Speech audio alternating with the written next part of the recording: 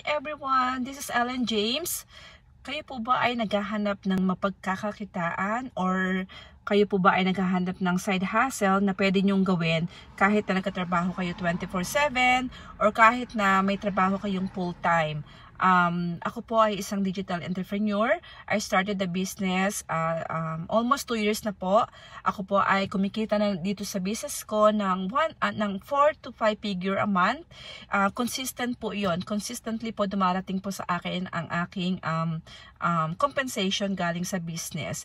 Tinayo ko po yung business or sinimulan ko yung business almost 2 years na po dahil gusto ko po makatulong sa aking pamilya.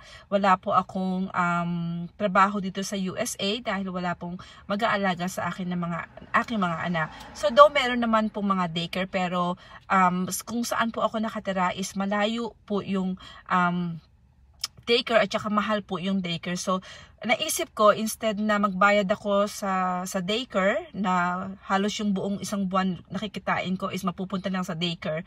So naghanap na lang ako ng mapagkakakitaan ko na nasa bahay lang ako, at the same time nagagawa ko pa yung lahat ng kailangan kong gawin sa asawa ko or sa anak ko or sa bahay namin. Sign up po kayo kung kayo po ay nangangailangan or naghahanap ng side hustle. Thank you!